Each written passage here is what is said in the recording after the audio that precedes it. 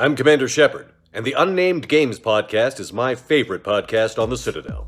Shepard out.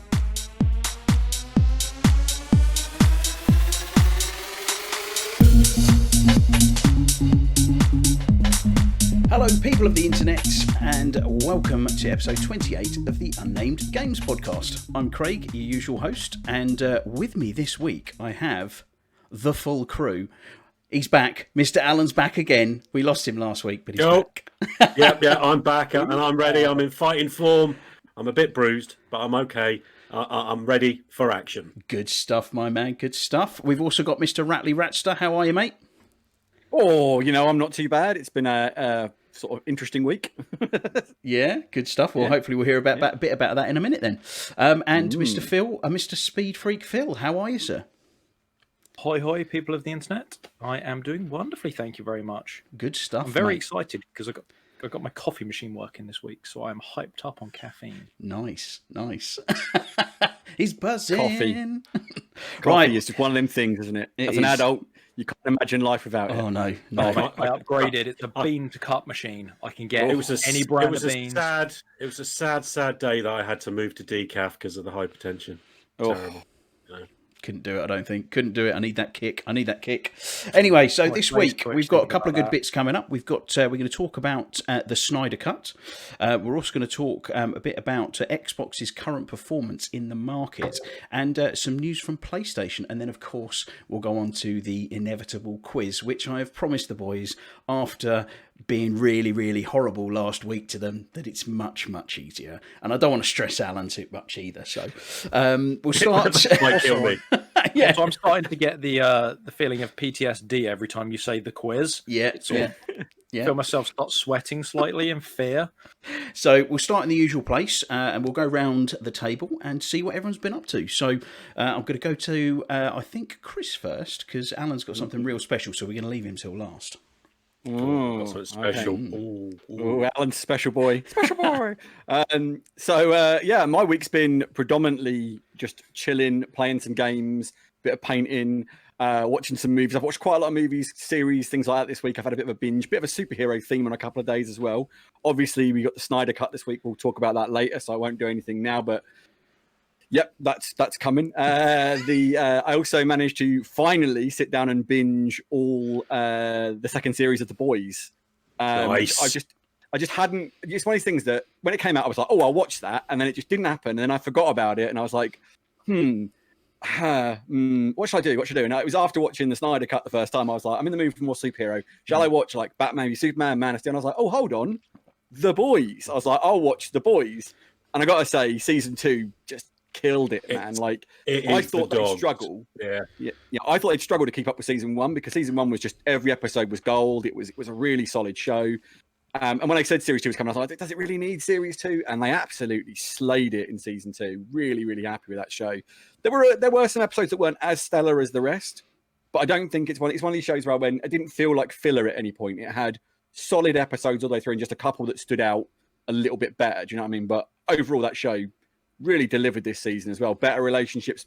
The main character they introduced, which obviously no spoilers, really interesting, like plot development, the way it moves things forward. Thought Homelander had a really nice arc in this season as well. It was very interesting to see where they went with that. Also, I've watched a ton of rubbish films as well. Inspired by, as you guys know, I found that terrible movie on Amazon Prime. And I was like, right, it was called Independence Day. Not Independence Day, Independence Day. And so it's by The Asylum. They make terrible movies, and I kind of love watching them because they're so bad. And they usually have like an 80s or 90s washed up star in them, quite often a pop star. They do like Mega Shark versus giant octopus or something stupid like that. But this particular one was Independence Day. But I didn't watch that one first. I watched another one, which I honestly can't remember for the life of me what it was now, but it was equally as terrible. And I was like, so bad. You've wiped it from your memory. I've literally forgotten what it is. It's like quality hallmark of a movie. It's like going to the cinema. You pay 20 quid and you can't remember what you watched. Yeah, but the trouble with those movies is the real problem with it was I did actually watch Independence Day last night, just for the sake of it. I was like, I've got to watch it after having seen how bad it is. And I think the problem why I can't remember the first one is because the second one was basically the same movie, just with different people in it and some slightly jiggled effects. I was like, this is terrible. This is awful, But it's like that kind of movie that knows it's bad and isn't trying to be good. It's trying to be bad to a degree, and so it's kind of some of the script is just like so laughably brilliant, So I was just like, I've been enjoying that. But there was and I'm sure there was another season I binged, and I can't remember for the life of me what it was. So I'm all good in that thing. And I've been playing some more games, obviously, just dipping my foot in, Sea of Thieves back on that a bit.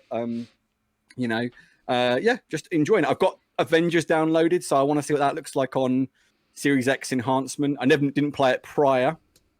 I just want to put my foot in the water, so if I ever do stand here and slam it in the future, which I'm kind of confident is going to happen, I can at least do it from a point of education. I don't want to be that guy who sits there and says, "Oh, it's rubbish. How do you know? I've never played it." You know, I read somebody else's opinion on it. Exactly. And I kind of hate that. It's when I forget there was when Ghostbusters 2016 came out. A load of people I know didn't go to see it, and then they said, "Oh, it's rubbish." I'm like, look, if I was gonna, as a big Ghostbusters fan, if I was gonna stand there and tell you I didn't enjoy that movie, I wanted to be able to do it from a point of educated view, and I wanted to say why I didn't enjoy that movie. And and I went to see it, and sure enough, I hated pretty much every second of that movie. And in fact, other than the opening sequence, which I thought was really good, and I was like, hold on, this is a surprise. And then it took a prompt nosedive into, oh, it's exactly what I thought it was going to be, but worse. Terrible film, but we're not going to go that. Yeah, so I wanted to be able to say to people, I have seen it. I don't like it for these reasons. I kind of hate people when you say, have you seen it then? They go, no. It's like, I quite often say, like my opinion of something is X, Y, or Z based on what I've read. But if I'm going to say from a point of education, like, from a point of, I'm going to give you an affirmative opinion, then I need to have played it. Like, I couldn't have said, Anthem's rubbish. And I know it is because everyone on the internet said it was rubbish. I might have loved Anthem. In fact, I did love Anthem to a degree, but, the point stands. But anyway, my week has been fun. That's the bottom line. Good stuff, mate. Nice. Cool. Well, I'm looking forward to getting onto the conversation of the Snyder Cut because I know it's going to be good to talk about. So, moving on to Mr. Phil. Hello, mate. What have you been up to this week, bud? Funny week this week. I polished off quite a lot of stuff that I was watching sort of last week. So I finished watching that Supercar Mega Builds. Oh, yeah. Really enjoyed. I can confirm season 2, bit of a letdown versus season 1 because they changed the people that do the builds and the shop that it came out of. So season 1 really good. Season 2 not so much. But if you enjoyed season 1, it's still worth a watch. What else did I finish watching this week? Well, obviously I watched a certain movie that we're going to talk about in a minute. That was 4 hours of my Friday evening. Well spent. And we should talk about why. What else did I watch? So after I watched that Pacific Rim anime they added on to Netflix, I watched that. Do you know what? I've actually abandoned my anime for quite a long time, and I hadn't watched a lot, probably almost none in the last 6 to 8 months, which is bizarre considering how much free time we've all had with a certain something that we also don't talk about. So they added season 3 of Sword Art Online on there, the Alicization arc. So I thought, you know what? I haven't watched that. I'm going to go in and watch that. And actually, I really enjoyed watching it. They've got some more happy anime tunes in there. Craig, you'll hate it. It's just like Final Fantasy, but pre-recorded. The music won't fit. You won't like it. Sounds great. Yeah. So, yeah, you should definitely watch that. Never. I mean, Chris and Alan, I don't know. Do you guys ever watch anime? I don't think we've ever had this conversation. I've watched some. My favourites are probably, I loved the original Battle Angel Alita. So that was just a superb film. Obviously, Akira is just a great movie. Forget the whatever it is. It's just a fantastic film. Ghost in the Shell? Ghost in the Shell. I've never seen it actually. It's been one of those ones that's ever been on my radar to watch and just keep forgetting to. Vampire Hunter D was another favourite of mine, and I did love the original, not the redone anime, but the original Guyver. The 12-part Guyver was. I loved the Guyver. I thought it was so good. I do remember once being slightly scarred. 80s stuff. Yeah, I do remember being scarred by a manga called Yoroshika Doshiki, Legend of the Overfiend, which is just weird AF. Very, very, very un-PG. It was at that time when you hit a certain age and you go, it's got an 18 certificate. I'm going to dig that, right? And the poster had this really badass monster, and I was like, this looks well cool. And then I got it and watched it, and I was like, this is just a film about demons like having their way with women. It was tentacle porn, wasn't it, Chris? Essentially, yeah. And it was like, this is messed. Okay. But when you say tentacle porn, what you have to bear in mind is these tentacles, which were very phallic in nature, were literally the size of like, a 20-story building. You can end the sentence there. Yeah. I think we have the Moving gist. on. It was vile, mate. Like I was like, wow, this is not what I expected this to be at all. I'm not going to watch this again. I think that maybe scarred me a bit on anime, to be perfectly honest. I mean, that wasn't really where I was going. I mean, an interesting point is Sword Art is very mainstream, and particularly when it first came out, I think it only had like a 12 or a 15 rating on there, despite the fact it's some very adult themes. But on Netflix, it's got an 18 rating, which surprised me. So they've obviously upped it a little bit, considering it's still edited in certain areas compared to the original as well. But yeah, I mean, I enjoyed watching through that. It's nothing like what Ratley's just described. It's based on people that get stuck in a video game and can't escape, and if they die Sounds in a video quite fun. game, they die in the real world. I think it's. To be honest with you, actually, as gamers, it's kind of a scary possible future for gaming. You put your headset on and you're stuck in the game. So it's not death by tentacle then, no? No, there is no tentacles involved as far as I'm aware. I don't remember any. Oi, oi, oi. Why did I ask that conversation? Why, Ratley? Why? Cool. Mate, bring me off my train of thought. You know what? Back to the happy place. I've got a bean to cut coffee machine. I'm loving life right now. It's like 3 to 4 cups a day. I'm not watching. What did you say? It was something that It's called Legend of the Overfiend. Right. I'm not watching it. I'm never going to watch it based on that Don't. description. It's not even very good. That's the worst bit about it. It's just like, you just watch it going. It ever was going to be based on your description. If any of the listeners out there know of any really good tentacle porn, we would appreciate the recommendation, clearly. Yeah, obviously. But the poster makes it like this badass monster movie. And then this happened. I was like, what the hell is going on here? What? Hey, this is not what I was advertised. You know what? To unscar yourself, you should all watch One Punch Man. Promise you, it is amazing. I did watch a little bit of that. It's a superhero movie. It was very silly. Extremely funny and witty, and it will remove all scarring you have. I've seen a little bit. It is quite fun. It is quite fun. It is a good recommendation. In fact, I recommend that probably over any other anime. Just watch that. You'll all enjoy that. Good stuff. And nice it's one. not like Final Fantasy. So Craig will like it. Yeah.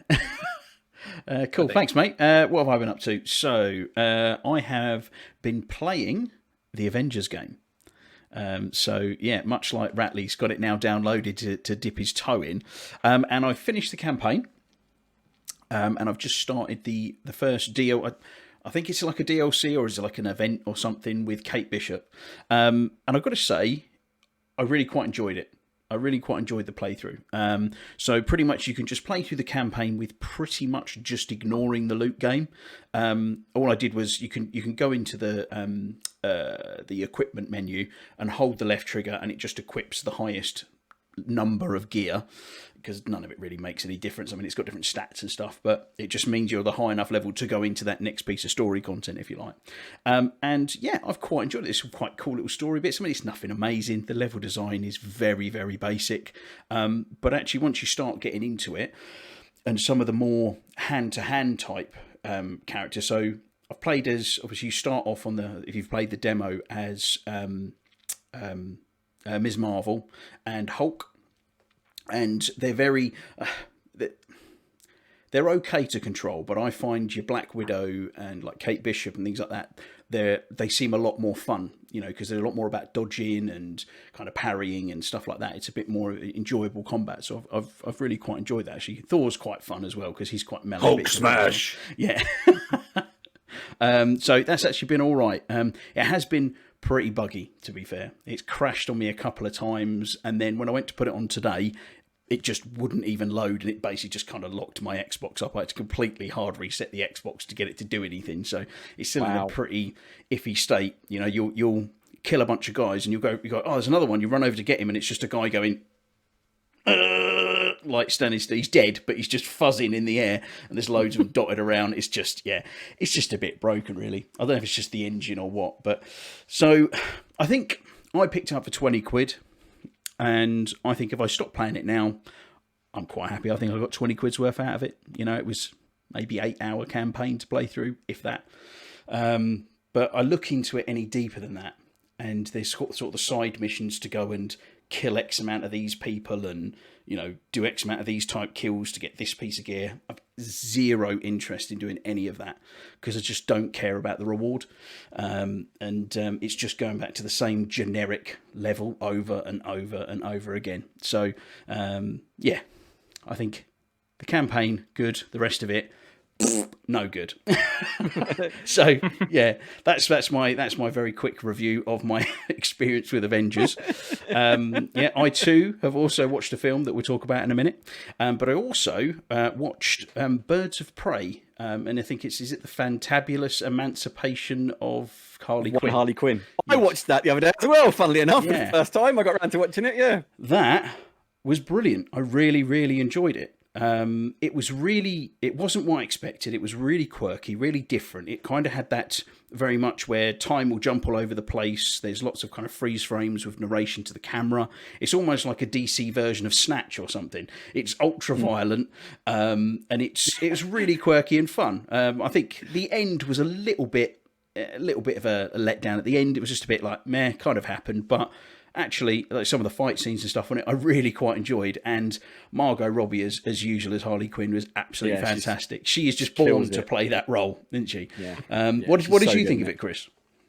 I'm not quite as enthused as you, but I'd heard a lot of bad stuff about it from a lot of I think that probably the reason for that, and I'll be honest, is it's going to touch on the Snyder Cut debate a bit, but it came out right around there was a big push on the Snyder Cut thing.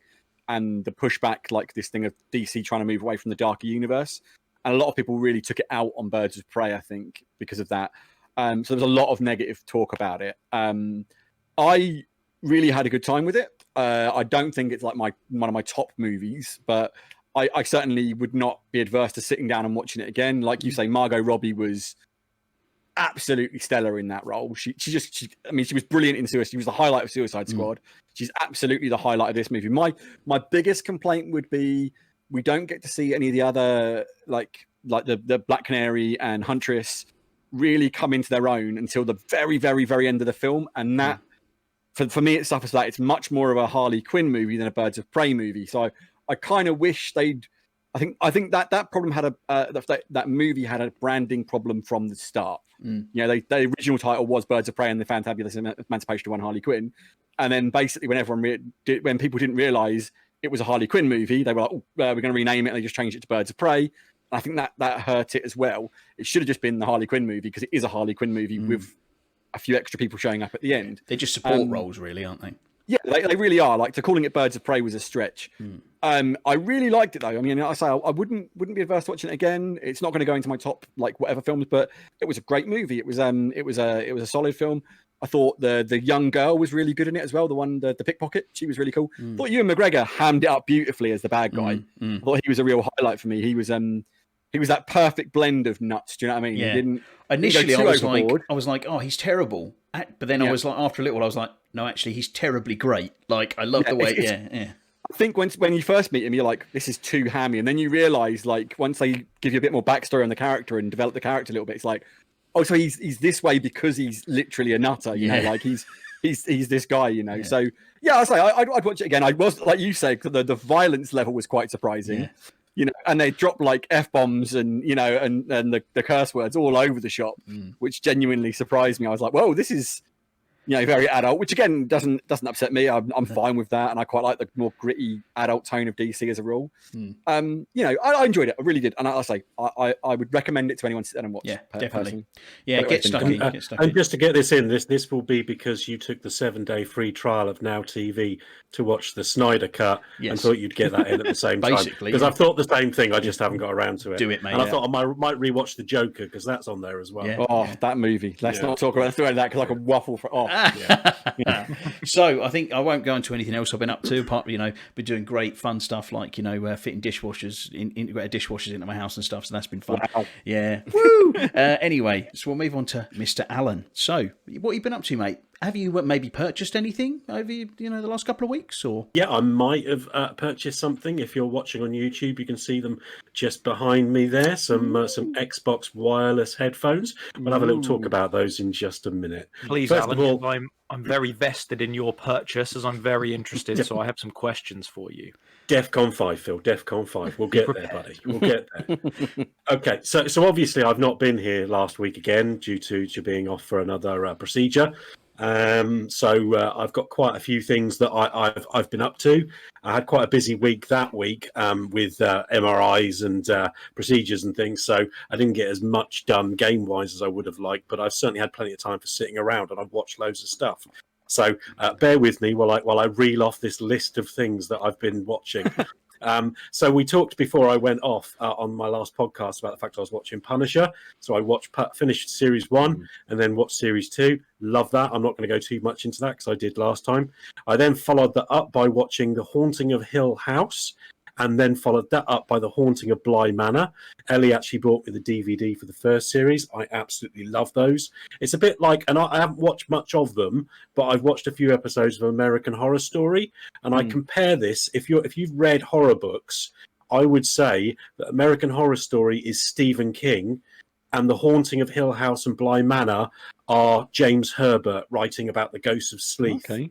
Yeah, they're kind of like, one's an English horror story, very cleverly written, with really clever storylines and interesting characters. And the other one's loads of stuff meant to shock you, and people getting chopped up and shot and murderers going around. But I've only watched about 3 episodes of the first series of American Horror Story, so I could be talking complete nonsense, which I probably am. But I really love both those series, Haunting of Hill House and Bly Manor. I think they're fantastic bits of television if you're into that kind of stuff. And if not just for ghost watching and trying to see all the hidden ghosts in each episode. Obviously, I might have watched something called the Snyder Cut this week, which everybody else has watched apparently. And also, I watched Batman versus Superman. Unlike Craig, I didn't get time to watch Batman versus Superman and the old Man of Steel. Sorry, I watched the Man of Steel. I tell a lie, but I didn't watch Batman versus Superman.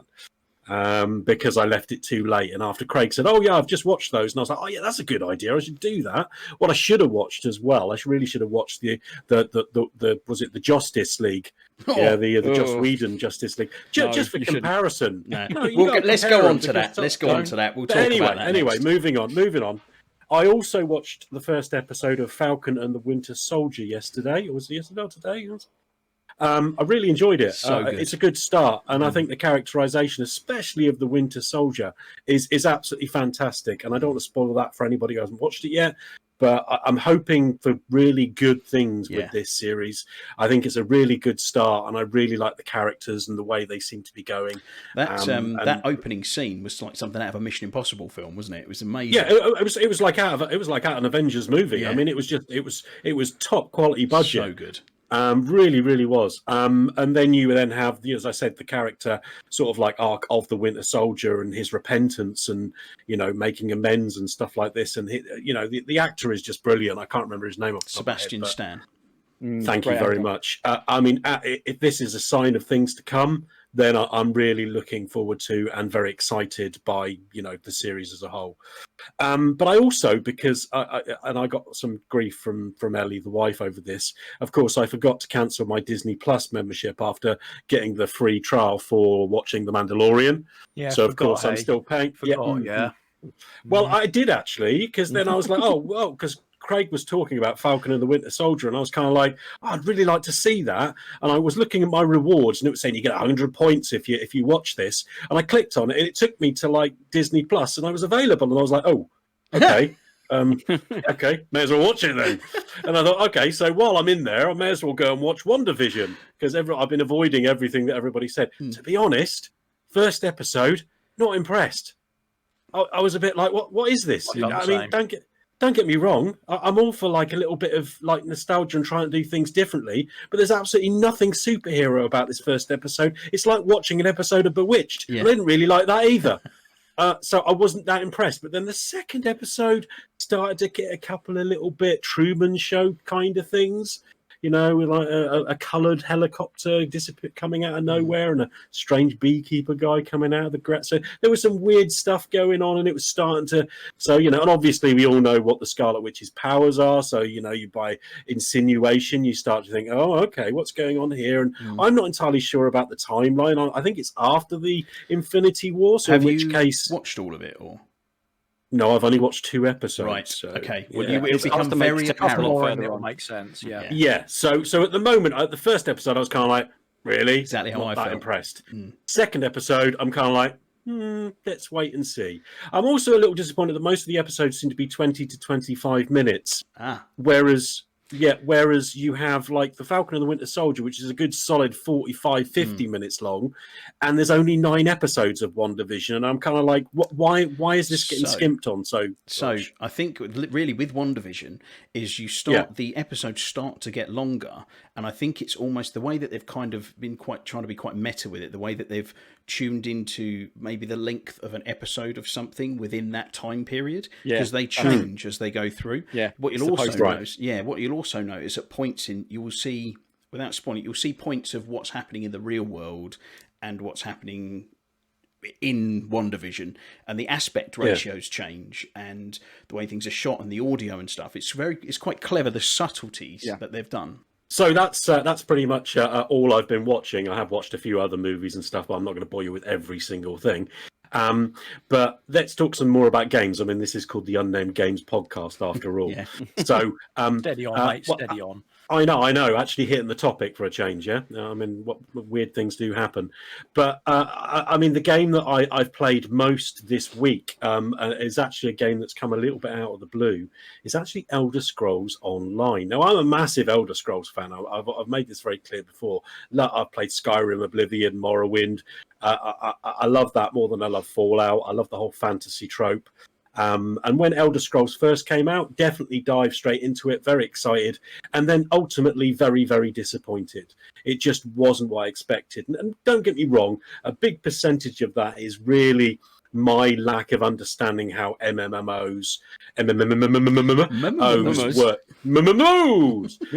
work. Yeah, exactly.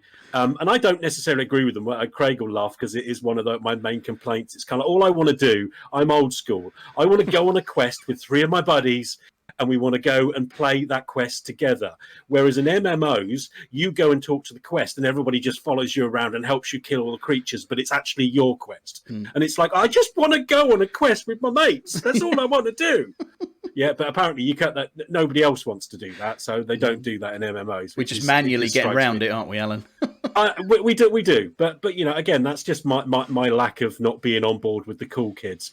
But and then we jumped on a little while ago, didn't we? A couple of years ago, and tried it again, Craig. And we played it for a bit, and then we dabbled, and again had great fun. We created a couple of characters. It was the Orc brothers, and it was I think yours is yours Gruntnub. Gruntnub, yeah. Gruntnub and mine's Gugnob, the Orc boys with our double-handed swords running around hitting stuff. Hoomies!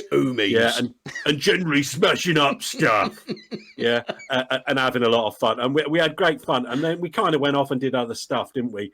And then recently, Andrew Ritzy, a friend of ours, we saw he was playing on it again, and he started posting in our WhatsApp group. And we were like, yeah, we'll jump on that again.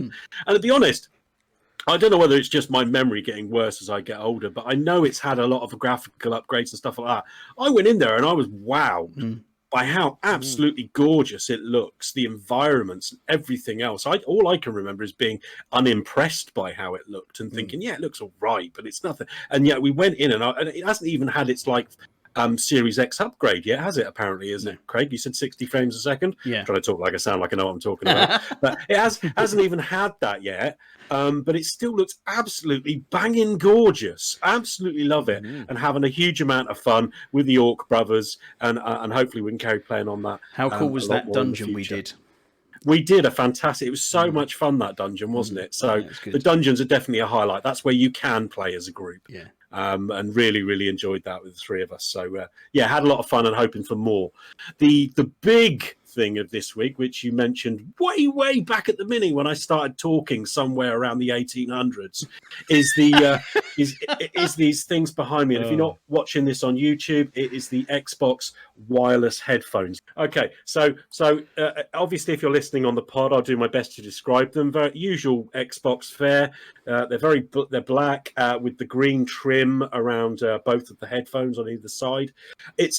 My big first thing when taking them out of the box, and again, the box wasn't quite as flashy as maybe the Series X box, but it was done in the same way. It was like a slanted like display. So you open up the box and they're kind of just sitting there going, hello. It's just a little bit of tiny extra effort. It's still all just plastic box and stuff like that, but it's just that little tiny, the way it's presented to you as you open it up. It's not just in between two bits of polystyrene and you pull out. So it's very nice. A really good Christmas present, yeah. Yeah. You feel like you're getting something a bit bespoke, it's something a bit nice. And the actual quality and the actual design of them is absolutely fantastic. They're really user friendly, so very comfortable for a start. Putting them over my head, they fit very easily, and there's still a bit more give in there. And I've got a fairly big head. It's quite empty, but it's fairly big. So they're even gonna fit a head as big as Craig's. And then on the side here, on the right, I know.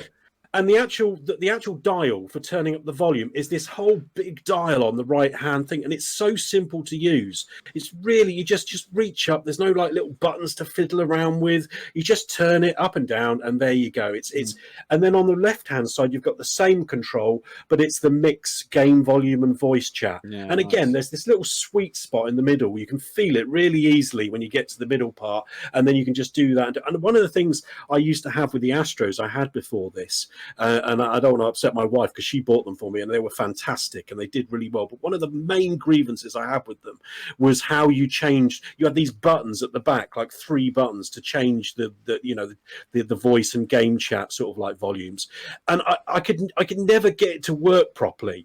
It was just really, really fiddly and difficult. The amount of times we sat in chats, didn't we, with me going, hello, can anybody hear me? Because I couldn't hear any of you guys and all I could hear was the game. And then I try it the other way because it wasn't. This is so simple and it works so fluidly.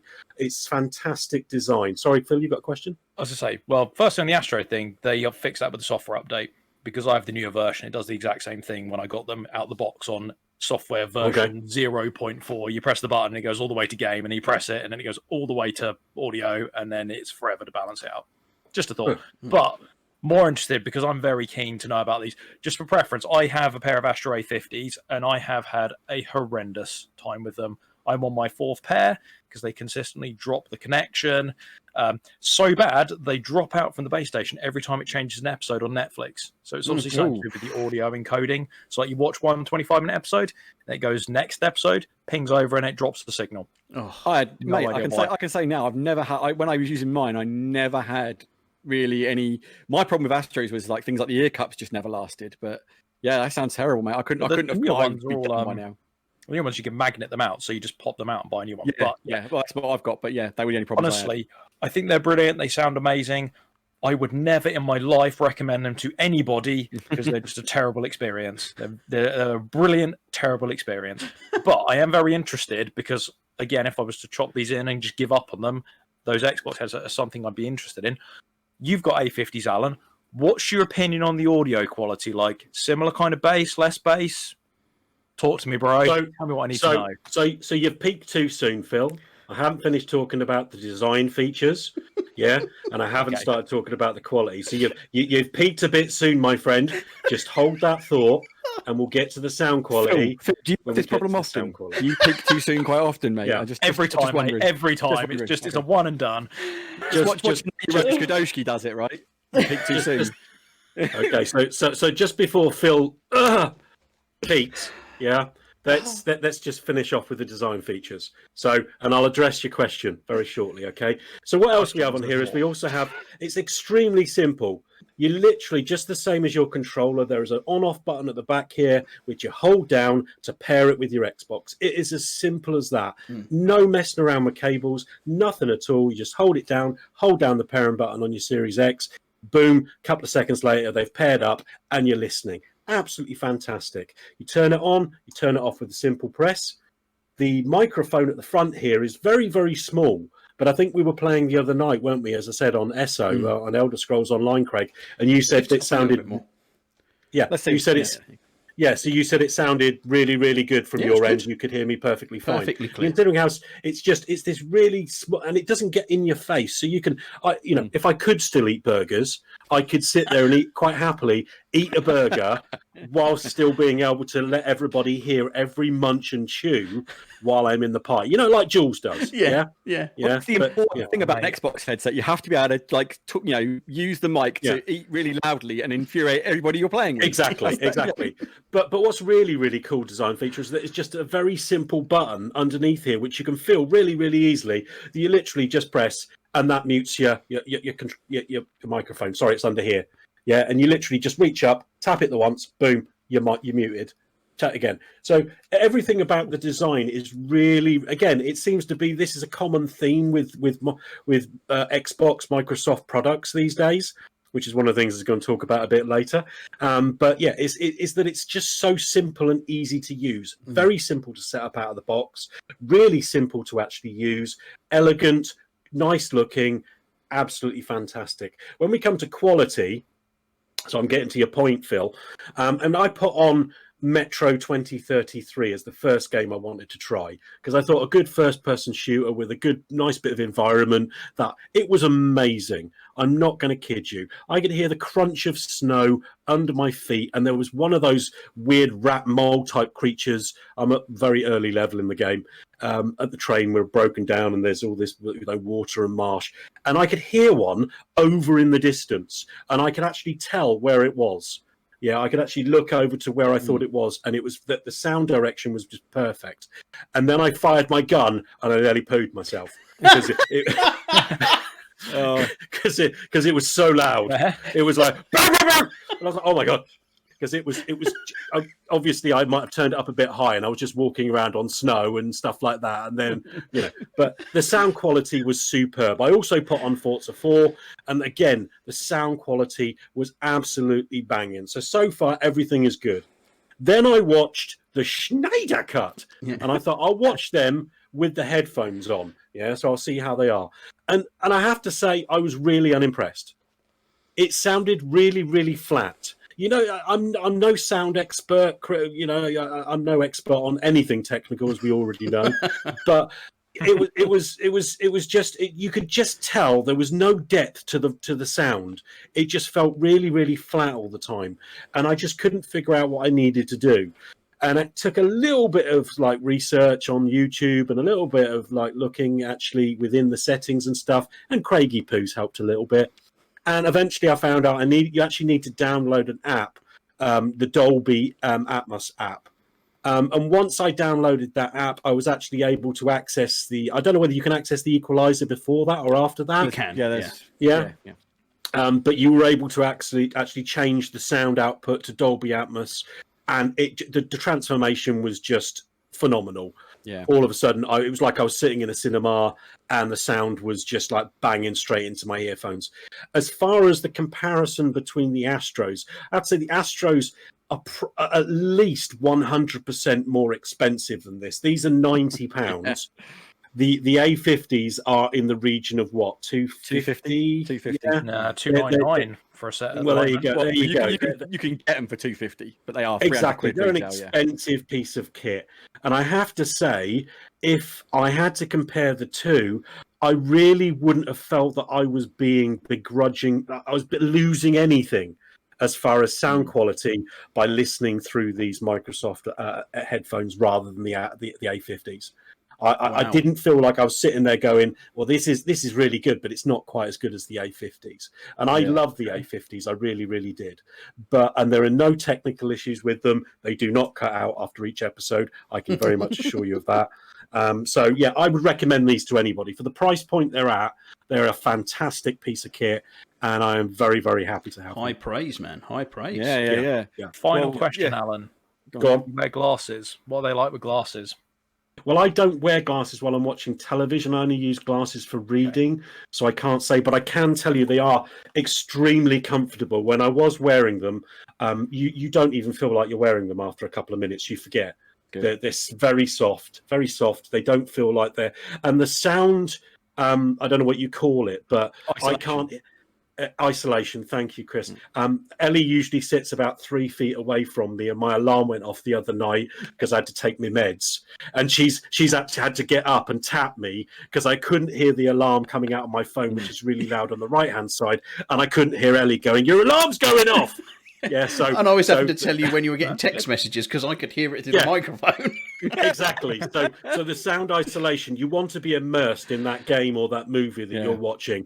These are banging, absolutely banging. Yeah, I think I'm kind of in a weird space with my headset because I've got a Steel Series. We covered this very early on in the podcast. I got these pretty much when we started, if memory serves. Same as mine. I had Astro 50s before, and I really like the Astros, and I can definitely tell an audio drop in terms of quality to my Steel Series. They're very, very good, but they're not as good as my Astros. And my biggest problem is at the minute, I'm just having a lot of problems with them. Like they keep turning themselves off, and it's like they're quite often when I turn them on, immediately turn themselves off. So I turn back on again. And sometimes that happens 3 or 4 times in a row, and they're getting really frustrating. Like I really like the headset, but it's getting to that point where when something gives you so much grief, you just can't enjoy it anymore. Yeah, it's kind of got to that point with it, and there's a couple of design things I really don't like about it as well. Like you talked about the dials on the side of the headset being so easy. I really hate the volume adjust on these things. It's a stupid little dial on one side, and the party chat mixers on the other side, and they're just a bit rubbish. I really hate the way there's 4 EQs on it. Well, actually, let me rephrase that. I really like that there are 4 pre-stored EQs on it.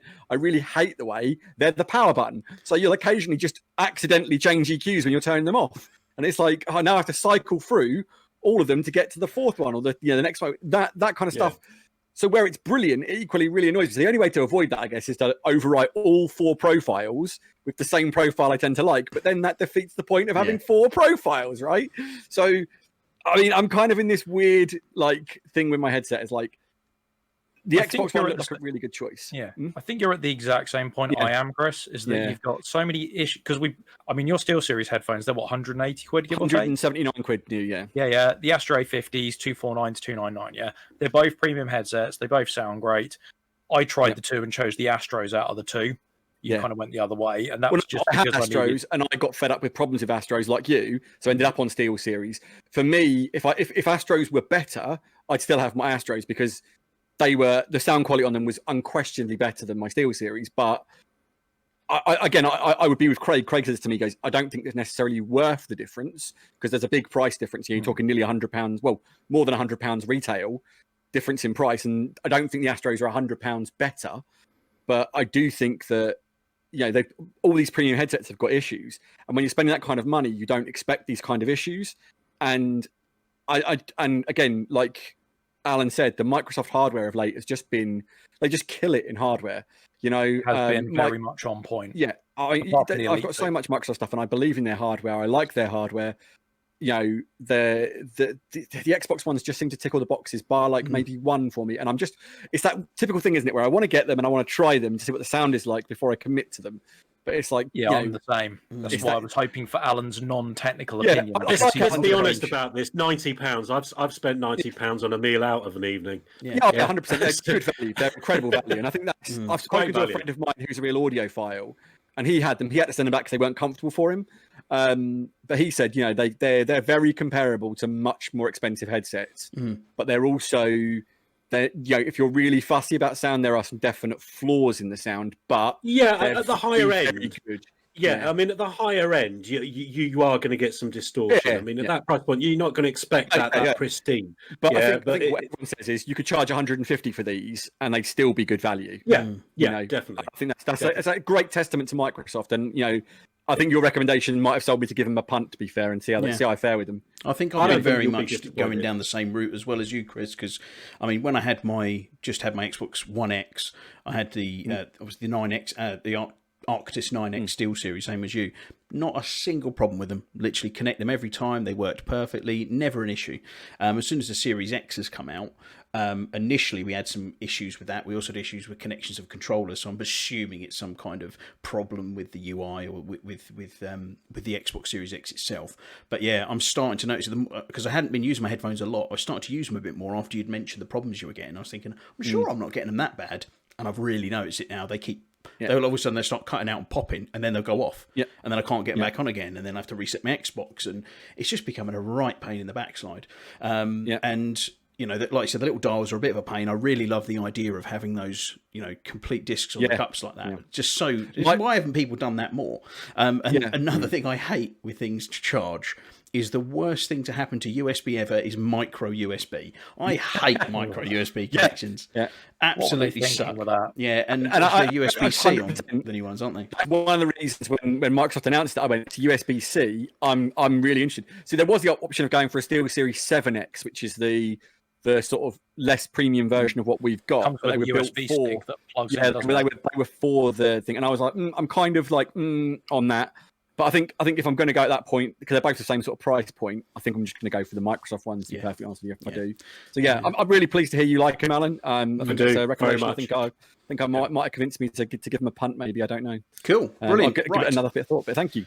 Cool. Right. So that was in depth. And that was a long one for me. Sorry about that. No, that's fine. That's fine. great, mate. It's all good stuff. It's all good stuff. Love Right. it. So Stuff we needed to know. Yeah, that's it. And I Phil wasn't pointing allowed at himself to there. outside of the pod. And hopefully listeners got something from that as well, because I thought it was a really good write-up, man. Exactly. Yeah, exactly. So, brilliant stuff. Right. So, we'll move on to this week's news and what's been going on. So, I'm going to hand you straight over to Mr. Ratley because he's been rather excited about something that's been coming up and has recently released. And I'll pass you over. Go for it, Chris. Yeah, so we got the Snyder Cut finally this week, or Zack Snyder's Justice League, as it's officially called. And I mean, I was very invested in this. The guys know I'm a big DC fan. I really loved Man of Steel, loved Batman v Superman. Feel they're both very underrated. Batman v Superman, though, please, if you haven't seen it and you go to watch it, please do yourself a favour and watch the Ultimate Edition. 100%. It's 30 minutes of footage that absolutely transform the movie, no matter what anyone tells you. And that led us to the injustice of Justice League, and then to the final vindication and justice of Zack Snyder's Justice League. And that's a lot of justice. I sat through 4 hours of a movie, and I can honestly say that it didn't feel like a 4-hour movie to me. It flew past for me. There's a point where, I started watching it. I got up. First thing I did, I'd actually struggled to sleep the night before. I was very anxious and You excited, Chris?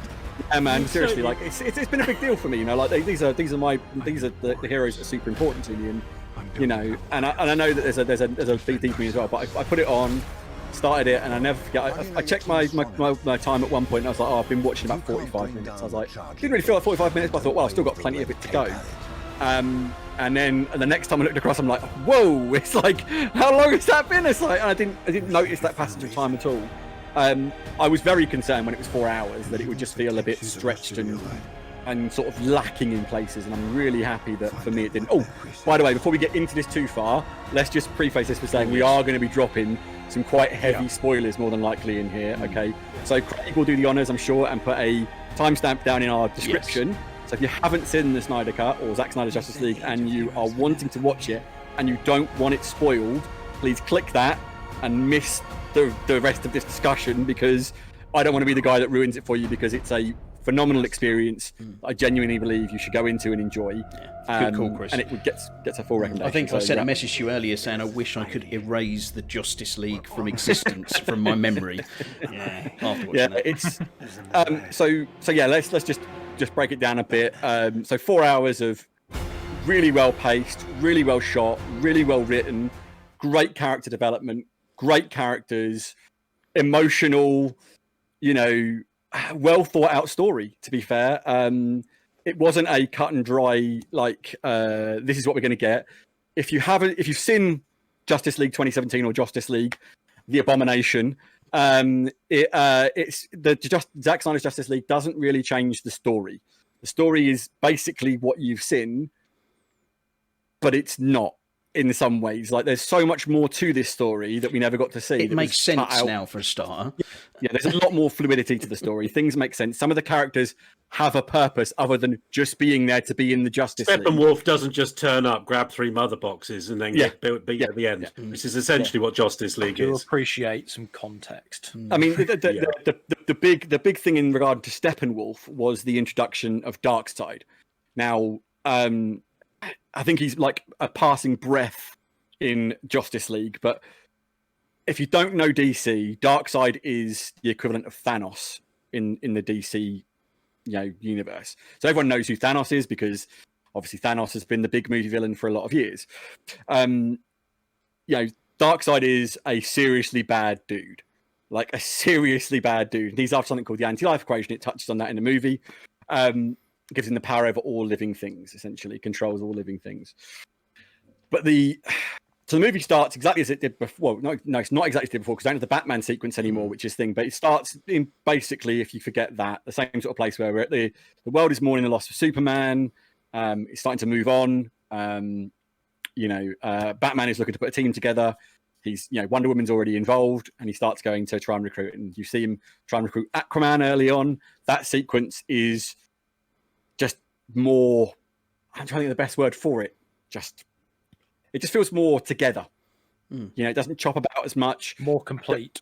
There isn't a random, quite convenient painting on the wall where you can go, oh, what are those Motherbox things all about on the wall, if you know what they are. There's some stuff like that. So, my camera's wobbling about. Hold on. Technical issues. So I'm trying reset my camera. So, and it goes on from there. If you've seen the main story beats, Steppenwolf shows up, takes the box from the Amazons. That whole sequence in this movie, there's that such a cool moment where Steppenwolf first comes in and she says to them, "I shall bathe in your fear." And that look on Queen Hippolyta's face, which she just turns around and goes, "Daughters of Themyscira, show him your fear." And all of them in just unison, "We have no fear." I was like, yeah, because the Amazons are properly badass, and we finally get to see the Amazons really showing that badassery. And can we? And then there's that fantastic fight. Go on. Talk about how much cooler Steppenwolf looks. Steppenwolf, his new suit with the spikes coming out of it that moves. He looked a bit of a Nancy in the earlier one. He's awful, with his big helmet. In this, he looks like a bad dude. I love. There's a shot during the Amazon fight where he's standing out in the open after trying to get the mother box, and they shoot him with loads of arrows, and he's all stuck into him. And he just does that thing where he flexes his arm out, and he just snaps all the arrows off. I was like, this dude is so cool, right? And Steppenwolf as a villain became a legitimate threat in this movie, whereas in the last movie, he just felt like a guy for the Justice League to beat up. He was a minor inconvenience. It's and this Steppenwolf was a fully fleshed out villain. He had a proper backstory. You actually kind of felt a teeny bit sorry for him at points because of what he'd gone through and how he was being treated by his people. I think that was the biggest thing for me with him was the fact that he actually had some motivation for why he was there. It wasn't just I'm a bad guy, give me stuff, I kill everything. There was motivation. He was trying to get back in the good books of his god, effectively his king. And it made a hell of a lot more sense. Just that tiny little bit just made so much difference. I mean, there's a much deeper dive on that if you know the lore, but it's that thing about context and important things. We go back to the Batman v Superman bit. I always said, one of my biggest problems with the theatrical cut was the scene where Clark first meets Batman, or Superman meets Batman, and he's just in the way of the Batmobile, crashed it, and then just basically threatens Batman. I'm like, it doesn't work in the theatrical cut because at that point, Superman is just being a bully. He just shows up. You have no backstory as to why Superman wants Batman to stop. And it's just Superman, but it's basically Superman going, "I can kick your ass, and if you don't do this, I'm going to kick your ass," basically. Which isn't very Superman. Yeah, which is not at all Superman. But in the Ultimate Edition, you see that he goes to Gotham and he investigates Batman, and Batman is scaring the regular people, not just the criminals anymore. And so at that point, Superman realizes he's gone too far, and that's why Superman's trying to stop him. So, those small moments of context make a huge difference. So Steppenwolf feels like a complete villain. It's fantastic. Cyborg. I mean, the transformation in that character in this movie from a guy who is there to the key of the whole film, essentially. Zack Snyder had constantly referred to him as the heart of the Justice League. You take him out of this movie like they did in 2017, and we saw what happened. The movie made no sense. It didn't have anything, and he had no purpose to be there. He was just a guy who at the end was conveniently there to help undo the boxes, which was terrible, like hacked plot anyway. And the Flash, oh my god, I'm so pleased the Flash wasn't just the butt of all the jokes or the silly guy. And he had a purpose at the end. The ending, obviously massive spoiler with the ending we'll come to in a second, but his role at the end of the movie is absolutely essential. Do you know, Even if anything, before- I really felt that the only character that felt like it was a bit underdeveloped in this version was Aquaman. Yeah, A I lot agree of with that. a lot of other characters, as I say, definitely agree with the Flash. Fantastic to see him take such a pivotal role. Same with Cyborg, absolutely fantastic with all that backstory. But it wasn't just them. One of my big takeaways from the Justice League was that Batman was pants. Wonder Woman kept telling him, "You're just human." And in the first fight, when they go into the sewer pipe, he gets his ass handed to him useless. continuously. In this version, he's badass. He doesn't always make the right decisions, but he goes in and he kicks butt. And the same with Wonder Woman. She is absolutely beast in the opening scene. Oh, yeah. Absolutely beast. It's also a great moment where she first meets Steppenwolf, and he's like, this one's mine. And she just looks at him and goes, "I belong to no one." I was like, "Kick his ass!" And it's just that much, like, The other thing I really liked about the Wonder Woman scenes is they use the kind of the reverse slow down motion. So, like in a lot of movies, when she's moving fast, it's always slow mo. So you're seeing it from her perspective. Ramp But her then they up, did don't that they? cut where it looked like she was moving almost faster than you could see. Yeah. I thought that was such a great change in pace, particularly in that first bit in the bank. Yeah. Where he all of a sudden goes, That was a and bit she's of like, 300. They did that Yeah. at 300, didn't they? Zack Snyder all day long, wasn't it? He's like, he has that style, and I can't get over like the Flash in particular. Like they wrote him a reason to be in the team at the end before like he unleashes his superpower. You know, his OP power essentially. In the He's old actually- version, he wasn't even there, was he? Wasn't it? There was no And need the for him to be there. Exactly. He He was just there like go rescuing and save people. some civilians, you know, because we can't think of anything else for you to do. The civilians Bung which this were- Russian family in, and we'll give like Aquaman and Flash something to do. and also, I loved the way as well. Like there was a real tension and dramatic. The ending felt tense and dramatic, and you weren't sure if it was going to go their way. And you know, spoiler, it doesn't necessarily go their way. Even when Superman shows up, it's like, oh, they're going to win now, aren't they? Because in 2017 Justice League, Superman shows up and it's like, game over, Superman's here, everyone wins. You know, and it made Superman a total joke as well. Superman was OP as all. It's like, why do you need the Justice League? You've got Superman, you know. And yet we see in this one, Superman shows up, and sure enough, he absolutely owns Steppenwolf, which, by the way, was so cool. Like Superman's entrance and the way he just like He lasered his horn off was black awesome. suit. yeah, black suit was great to see as well. But that moment that when you realise that even like what made it for me was like, and the Avengers had this done really well, was the team come together and all have a purpose to make the thing work. Like, you know, if the Flash hadn't been there, the day was lost. You know, if Cyborg hadn't been there, they wouldn't have been able to hack the mother boxes. You know, Batman came up with the plan and strategized and all this sort of stuff. Wonder Woman is just, you know, she's a bit of a muscle, admittedly, but that fierce warrior in her, you know, she can take it to people. She was the only one who could really stand up to Steppenwolf, weren't she? Really, until you had Aquaman's Superman, the right? punch bag. Yeah, and Aquaman, like say in this one, got a little undeveloped. I will agree with that, but he was a bit more of a relatable guy. He was still coming into his own. He certainly found his way in the Aquaman movie, and then obviously Superman shows up, and Superman is just like, yeah, I'm Superman. I'm going to whip you from here to next week. You know, You are an insect. yeah. There was The interesting thing with Superman was he was so violent as well. Like, you don't see him like that because he's so overpowered. And he was just absolutely going ham on him at the end there. the whole thing was so much just more violent, wasn't it? yeah. I felt like there was a point where I was like, Superman needs to stop now because that's not Superman, and he just kept going. If you read a lot of comic books, Superman is always put up against OP bad guys, because if you don't put Superman up against OP bad guys, it's basically Superman walking up to someone and just murdering them. You know, so Superman's bad guys have to be ridiculous. So you have to give someone Superman he can wail on, or there's no point. And you know, the fact that Superman was just keeping Cyborg off. You know, Right, I've got to ask a question, okay? Because I mean, I'm not massively into DC Comics and the whole. You know, I watch all the films, really enjoy them. You know, I like the characters and stuff, but I'm not deep into it. So, what actually is the significance of the black suit? Is it just because it looks quite good? Okay. It's So they didn't really do it in the film, but Black Suit Superman. So Superman got killed in the comics. Doomsday killed him, as it happened in Batman v Superman. And in the comics, when he comes back from the grave, what happens is basically the arc is there are 4 Supermen appear. One called the Man of Steel, one called the Last Son of Krypton, one who's a cyborg, so half Superman, half cyborg, and one who is a young boy, a teenage boy, who wears like a leather jacket, and they all lay claim to the Superman name. and the sort of multi sort of month arc was who is the real Superman, and they all had different traits. Like the kid was very much like Superman, but his powers were slightly different. He wasn't the good person to the core. He was a bit corporate, But as there was pointed out in comics, if Superman hadn't been raised by the good people he was raised by, he would probably be a bit like that.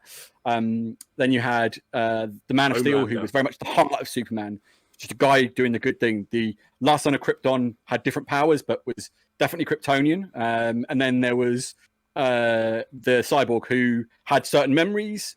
It was believable that he was rebuilt with technology because he'd been damaged by the Doomsday fight. And it turns out none of them were Superman. And there was another guy who shows up in a Kryptonian battlesuit, and it's Superman in a black suit. And he has no powers. And the black suit is a Kryptonian solar suit, which is designed to absorb more solar radiation to help Superman regain his powers faster. So that's why the black suit is so important in the comics. You bring him back with a black suit so he can regain his power faster. Because in the movie, he just seems to walk past his regular suit and then kind of stare into the light. That was actually that was a really great scene, actually, where you could see his normal suit behind him, and the thing was kind of turning around and closing, and then he shows up in the back suit. And judging by what you've just said, I have to say, well, yeah, he makes that choice to pick that suit because that's going to help him heal quicker. Yes, yeah. I mean, that's the assumption anyway. I mean, as Zack Snyder said, if you bring back Superman from the dead, you have to have the black suit. And what I think we get to this point about why fans were so aggrieved by the Justice League we got is because in the months leading up to it, there have been teases of the black suit. There have been all these things that were talked about. Zack Snyder had said, Cyborg is the heart of the movie, and then we get the movie in 2017. There's no black suit. Cyborg has basically nothing to do in the film. You could just tell it had been gutted. Even before all the other stuff. And some of the scripting was just awful in it, and some of these terrible ham-fisted jokes. It almost felt like they didn't understand what the existing material was that the movie was drawn. Oh, no. Like, they totally understood. They just wanted an Avengers movie. That's why they hired Joss Whedon. They wanted to tie in to all the money that goes along with Avengers movies, and they didn't agree with Zack Snyder's view on it. So there was a lot of disagreements between the studio and Zack before he went off because of the suicide of his daughter. So Joss Whedon was just the poor sucker that got called in and was given all this footage and told, "You need to make this movie under 2 hours, and you need to make it like an Avengers movie." He didn't really get much of a say. It's not hugely true, but but I don't want to go down that route because that's the toxic side of things, and we don't want to do that. Like, basically, it was a big mess. And the thing about this, I think the biggest thing there were actually a moment in the film that hit me really hard was, and that was the very end of the film where the credits start to roll, and the only thing that happens is the screen goes black and you see the words "For Autumn," and then her favorite song is played over the credits, Autumn was Zack Snyder's daughter. And it makes you think, it must have been horrible for that man to go through all that on top of that. And, it's just, it was so good for him, I think, a cathartic thing for Zack Snyder. And he produced one of my favorite comic book movies. I would say one of the best comic book movies I've ever seen from this. And it was, it's a real vindication for him that he was, basically right about his vision. And I'm really happy for the dude, I think it's the impact of I think the impact of something like this outside of the movie itself.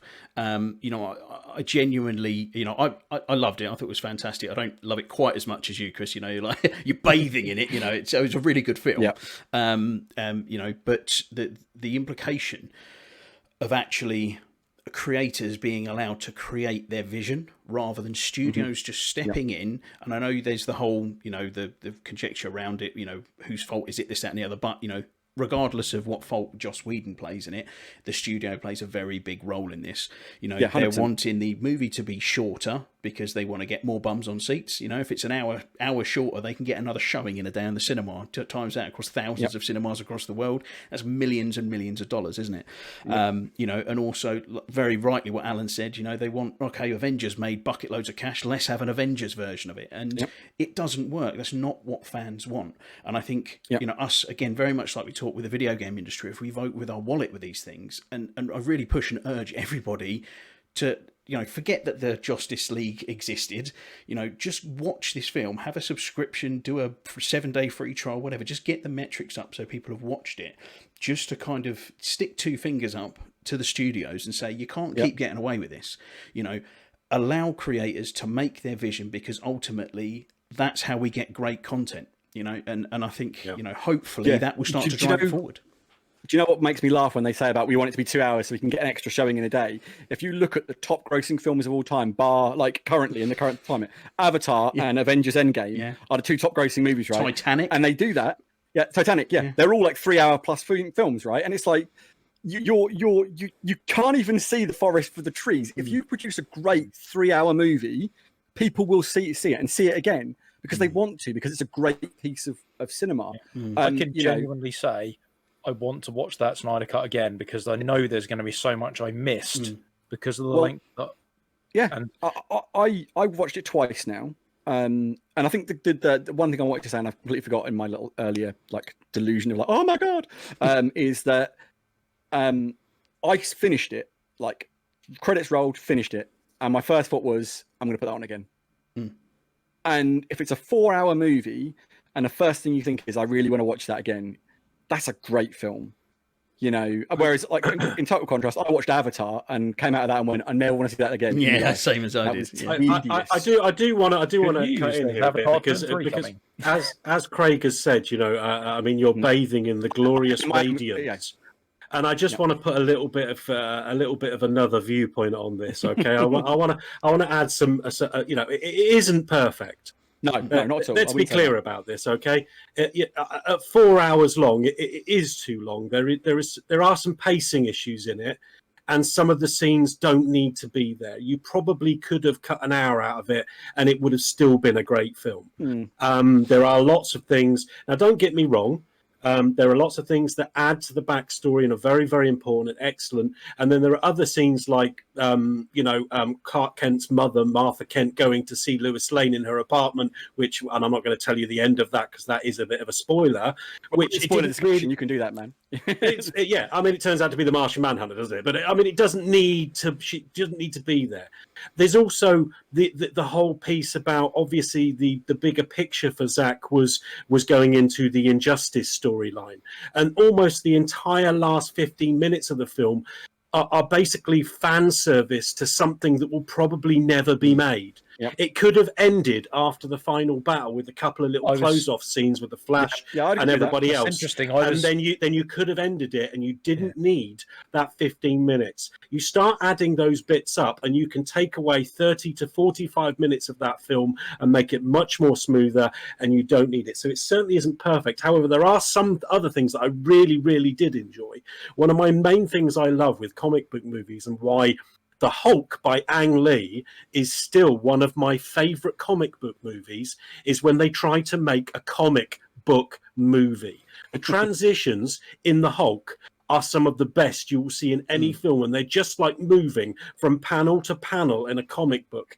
And when I was watching Justice League, I have to say there was more than one instance. I think it was Dr. Stone walking into the apartment and the view. That was a classic comic book panel.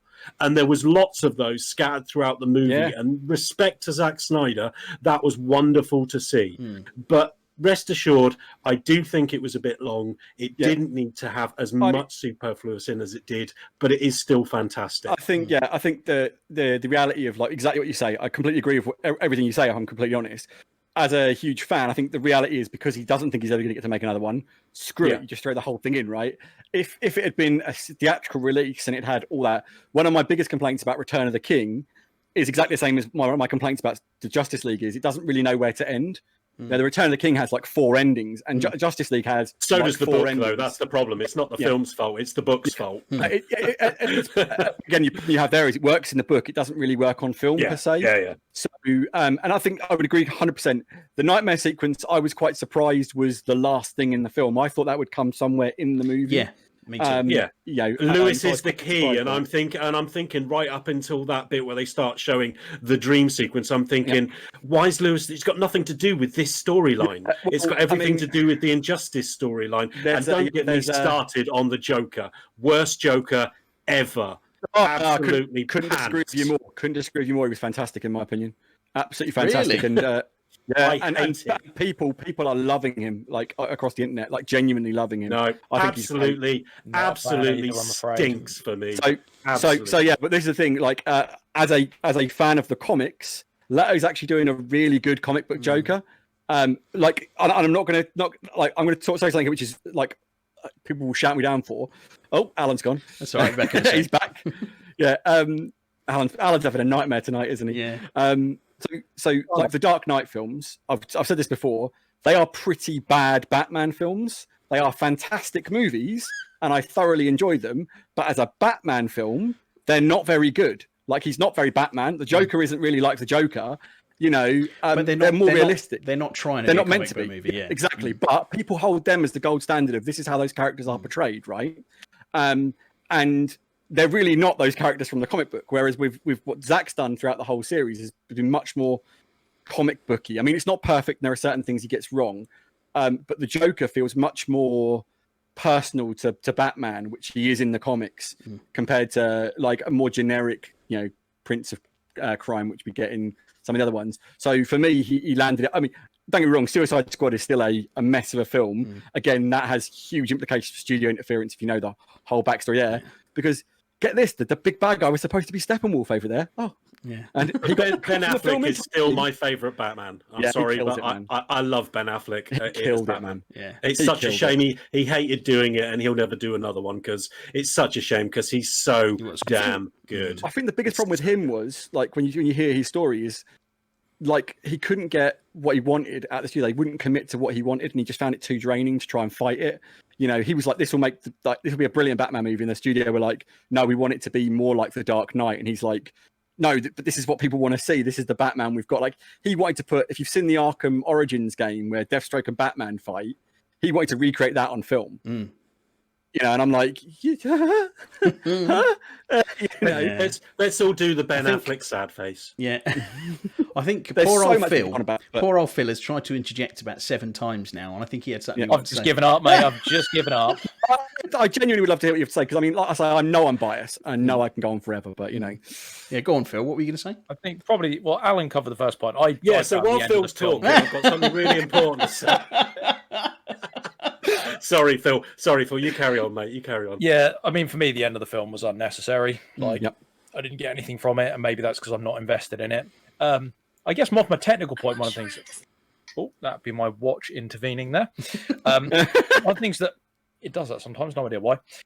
One of the things that frustrated me is that, you know, he did it in the 4:3 format for the recording. Yes.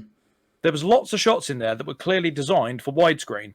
And it looked like he just chopped them off. So, like, there's a bit where they were walking out of the ship, like Batman's transporter, and it pans, and it just cuts off. I think it's like half of Wonder Woman or half of Cyborg and somebody in the side. And I found that really strange. Like, I've watched a lot of movies, like the most recent Mission Impossible one, where they used standard, like, 21:9, and then they go to IMAX format for full screen, for particularly at the end of it when he's fighting on the cliff and the helicopters. And I found it really bizarre that Zack Snyder didn't use a kind of similar format where he wanted that 4:3 for that more kind of traditional look. But in some areas where it could have, should have, would have been widescreen, he chose to deliberately crop parts of the movie out. And I find that... The thing was shot for IMAX. He shot it for IMAX. And the one thing you can't say about Zack Snyder is he's not a visual director. Like probably the biggest criticism he gets is he's purely a visual director. Yeah. So he shot it for IMAX. Yeah, so a lot of people say that's the problem. If he hadn't put quite so much slow motion in, it probably would have been 2 hours long. Yeah. At least he's not Michael Bay, I suppose.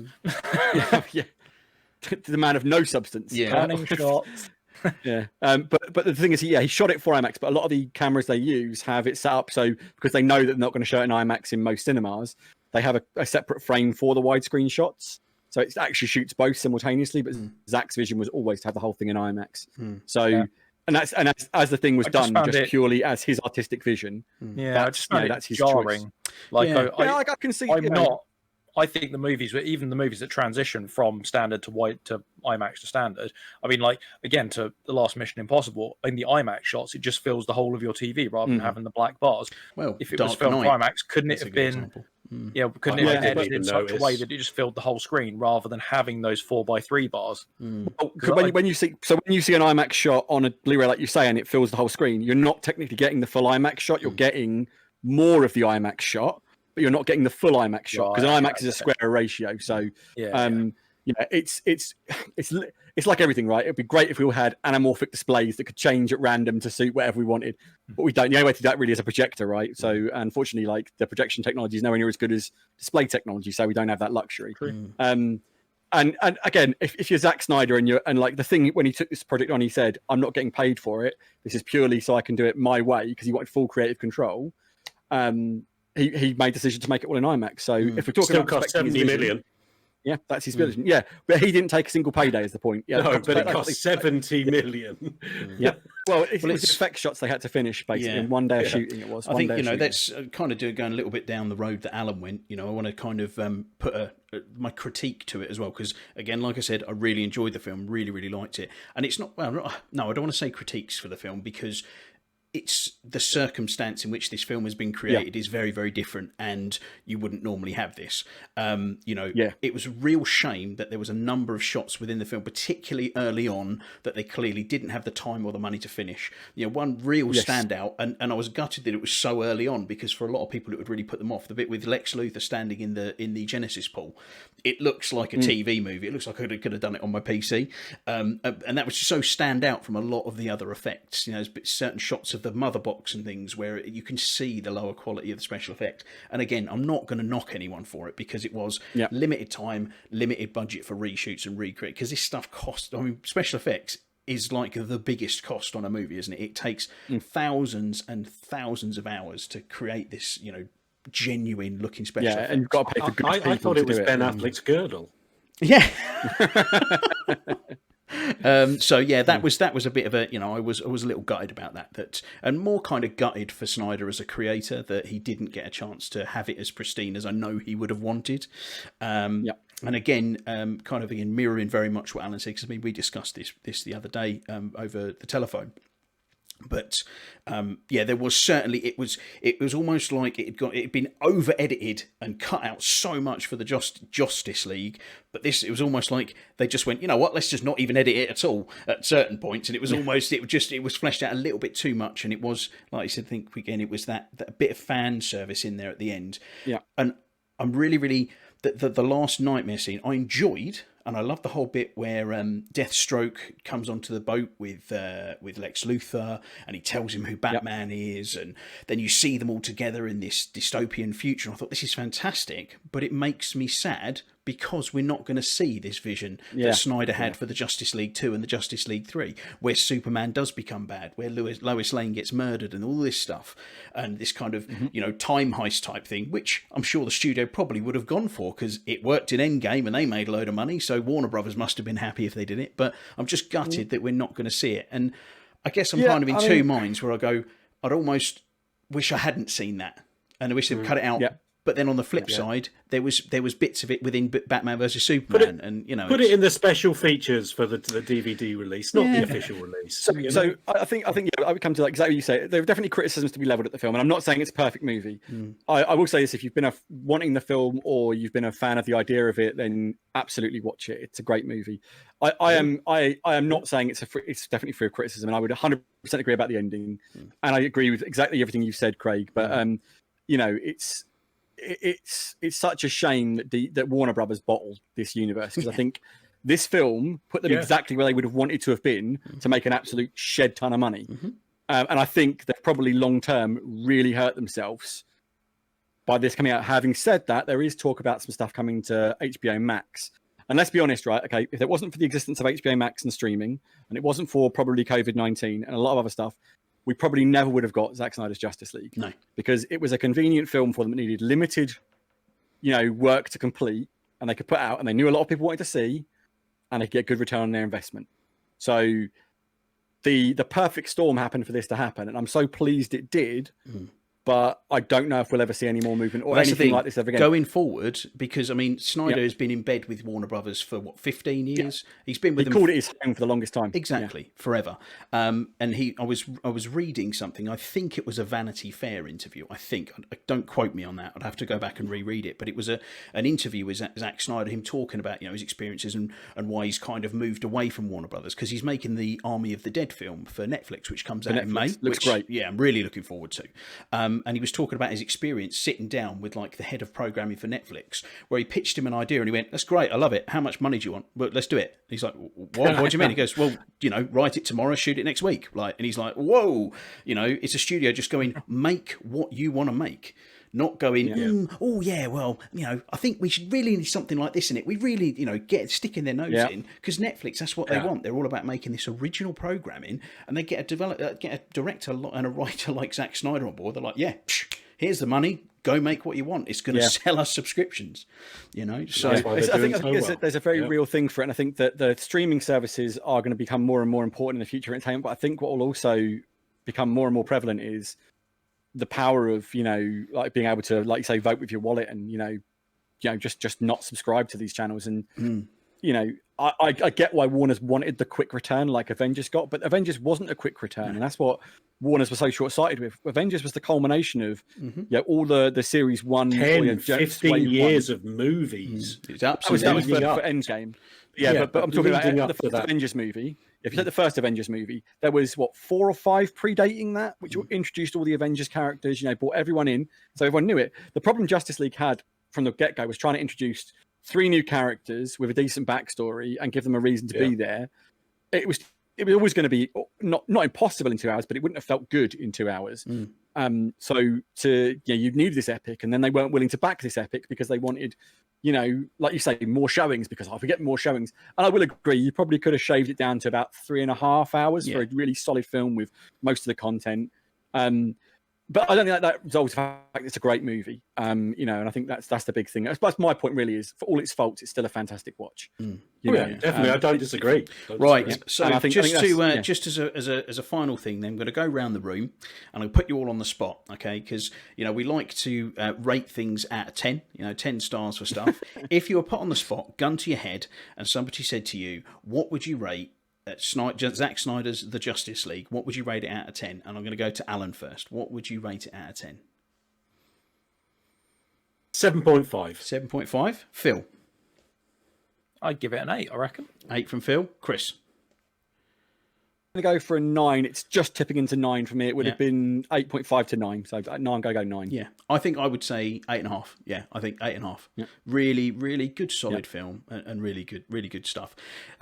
Great. Well, obviously we've been so excited. I was about to say, if somebody's going to jump on the timestamp, they're going to have about a 30-minute podcast this week. Actually, I think what we're going to do now is, although at the top of the episode I did say to everybody, about what we had this week, we've actually probably about 45 minutes into the section about the Justice League. So it's gone on so long. I think what we're going to do is I think we're going to skip the last 2 bits of the news, and maybe we'll ping them off to next week, and we can kind of have this as almost a Justice League spoiler cast, because we've really gone into great depth, and we can kind of not have to worry about timestamps or anything. There's spoilers in this episode. Watch the start bit and then watch the quiz. That's it. So maybe we'll put a timestamp at the quiz. Thanks ever so much, guys. That was quality. I really enjoyed going for all that stuff there. That was... Sorry for waffling, guys. No, not at all. No. Mate, not at this all. has been such an important thing in nerd culture, in filmmaking culture, in everything like this. And I think we've really dive quite deep into it, which is nice. Sometimes we can skim over things because we just don't have the time, which is great. But anyway, as I said, we're going to move over to the quiz. And because I was such a meanie to poor old Phil and Chris last week, particularly to Phil, you weren't happy, were you, Phil? I do apologise, mate. I'm sorry. Bunch of crap. Really was happy. It's fine. I think Chris The was more questions upset. were I just hard. Oh. I fluked my way into like 3 answers that won the day.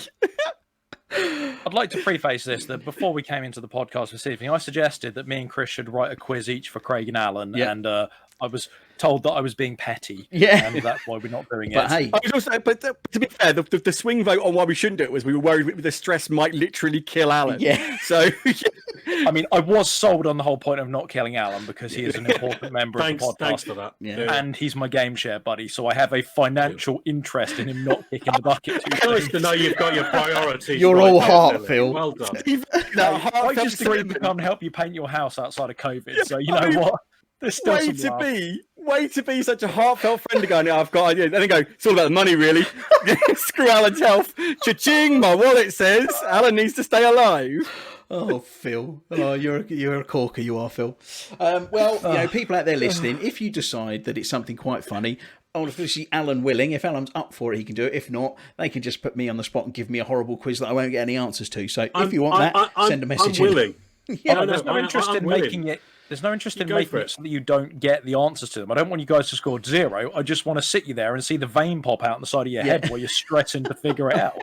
Yeah, I did make them too hard, and not intentionally too hard. They were supposed to be tough, because it was about this. But like Ratley said, I basically picked stuff over 50 years of comic books. Exactly. You picked a subject that was so vast. Yeah. You could pick like the Lord of the Rings or the Middle Earth for me. Yeah. And there's so much content in the Silmarillion and everything else. I wouldn't know any of the answers. Yeah. If you'd just focused on Superman, I'd have struggled with some of the stuff you'd have asked me, I'm sure. But you chose the entirety of DC's extended universe. It was really, really fun to watch. I'm not going to lie. I smiled. I've never smiled so much at watching Phil slowly die inside. Right. Anyway, right. A beloved subject ruined by Craig. Yeah. Like I said, we're going over to a new quiz, and this week it's a lot more easygoing. So I've got 3 rounds. Okay. So for 2 of these rounds, you won't need a buzzer. For 1 round, you will. Okay. So the first round is going to be called the closest wins. Second round is called before or after, and the last round is called the buzzer round. Okay. So I will wait until we get to that point on buzzers, and I'll ask you guys what you fancy for a buzzer. So I won't put you straight on the spot. So we'll go straight through to round 1. So, question number 1. This has become very apparent within the questions what you have to do. So you'll all be guessing an answer on these. So, PUBG Mobile was the highest grossing free-to-play game in 2020. But how much revenue did it make last year in dollars? The closest number wins. So I'm going to go Alan first. You get. I mean, it could be anything. I mean, we're talking a serious amount of money here. I mean, PUBG is extremely popular. It's PUBG Mobile as well, and it was the highest grossing free-to-play game. Are we talking, just can I clarify, we talking free-to-play on every platform? Mobile. Or just mobile? Just mobile. That's mobile. He said mobile. Yeah. But I didn't know if you meant PUBG Mobile versus all other mobile games or versus all free-to-play games. All free-to-play games. It was the highest grossing free-to-play game. On any it was on platform. On any platform. Because that will so much make it easier for me to get a number out of the top of my head. Now I've got that cleared up. Thanks for that. Right. It might have been. It might have been highest grossing mobile game. Hold on, you've got me thinking now because it doesn't really matter. We need a number. You know what? I'm just going to guess a number. Just guess a number. I'm going to guess a number anyway. Go on, Alan. I'm going to say. I mean, $500 million, 500 million. $500 million from Alan. Right, Phil, you're next. Don't do it, Phil. Guess that, but I'm not going to guess 501. 5,000,001. I'm not going to do that to you. You know what? I was going to take a punt in that kind of region, so I'm going to guess 600 million. I'm going to go above. 100 million. million. More. I should have just said more, so Bradley can guess less. Okay. I'm going to go even further. I reckon it's going to be 1.2 billion. So 1.2 billion from Rats. Yeah, I'm thinking I've aimed too low now. Last year, it made $2.624 billion. Mega money that was. Mega money. These people spend a ridiculous amount of money on mobile games, and most of them probably can't afford it. I think that's massive over in the Eastern market, I believe. PUBG, it's huge in India. Huge in India.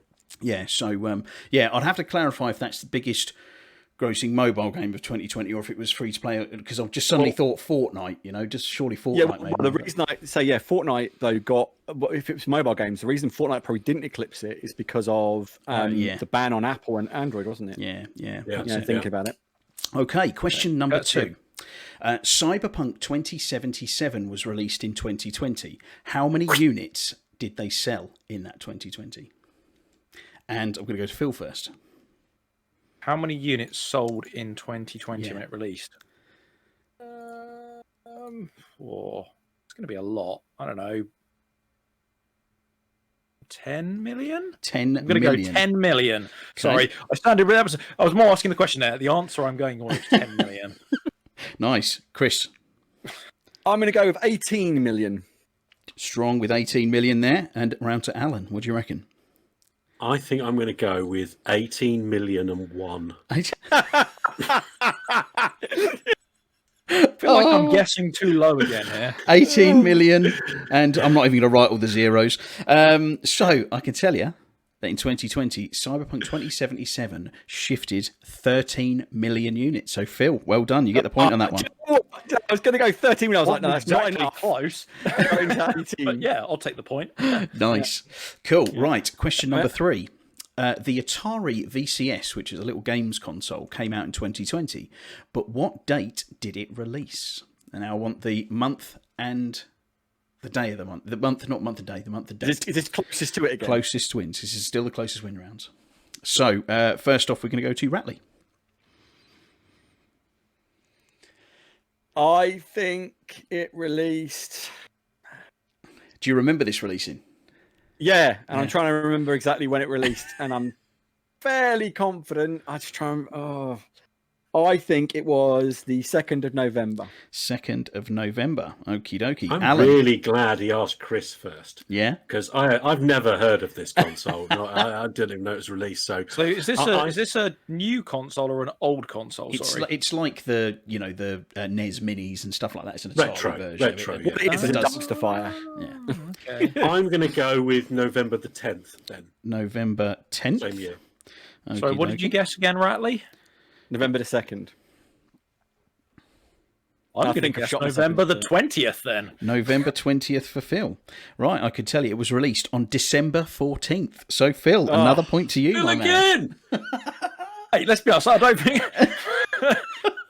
Hey, it's closest wins. I couldn't remember I'm how really late. I appreciating remember it being talked about just before the Series X and Yeah. that came out, and I got my timings wrong. But yeah, because I can remember basically it costs as much as a Series X or a PlayStation 5 does, and it plays retro Atari games.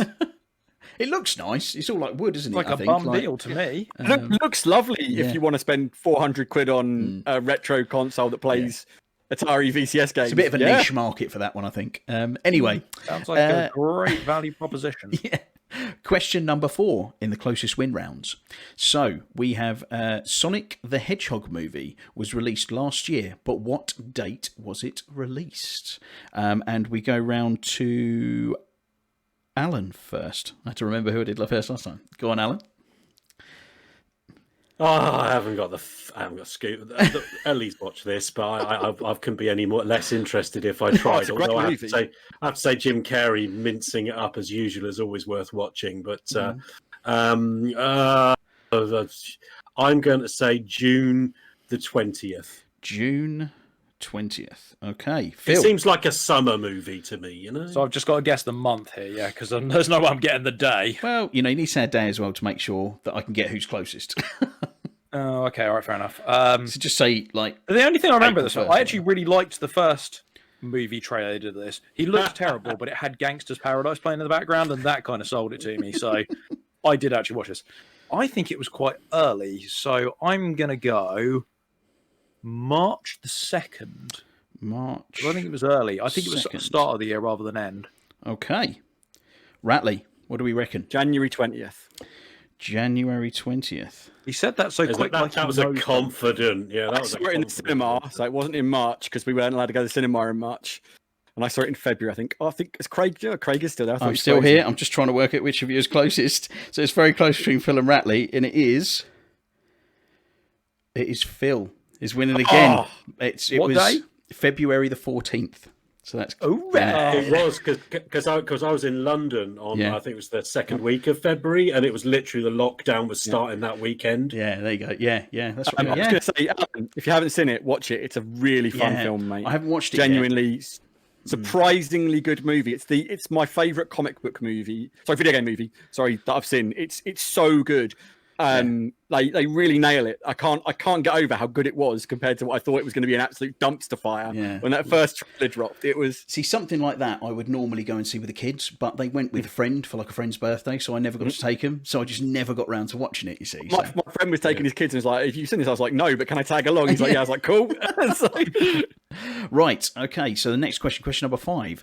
Microsoft Flight Simulator came out last year, but what did the reviews say? Guess the Metacritic score, and the closest wins. So that is Phil first. Oh, guess the Metacritic score. Metacritic's out of 100, isn't it? Yeah. Oh, I think it did quite well. So I'm going to go 85. 85 from Phil. Okie dokie. 85. Going with Mr. 85. Chris. I'm going to go. It did very well, I think, if memory serves, and it got very high scores. I think I'm going to go with a 94. 94 from Ratley. Alan, what are we going to go for? Yeah, I agree with Chris on this one. It was pretty much given a triple A. Everybody said it was fantastic. I wanted to go for 95, but that sounds again like I'm just trying to step over Chris. I was going to go for 95, but I think I'm going to go for 92, 92. just to mix it up a bit. Fantastic. Well, I can tell you, Alan, you were the closest. It was 91 on Metacritic. Oh, boom! Well He done. gets one right finally. Nice one. Nice one. Fantastic. Right. And question number 6. 2 Point Hospital, the game, came out last year. Guess the date. So there's another date one. So that is now Ratley first. Do you remember 2 Point Hospital coming out? I do remember it coming out. A lot of my friends said I should download it, and I downloaded it, and I've never fired it up. Yeah. If you ever played Theme Hospital back in the day, everyone said exactly that. Theme Hospital, you've got to play it. Yeah. I think it came out quite early in the year, is my gut feeling. I'm going to go with February 20th. So you're going to say Feb 20th. Okie dokie. And I'm going to go round to Alan next. Ellie loves this. She's got it on the PC. She plays it all the time.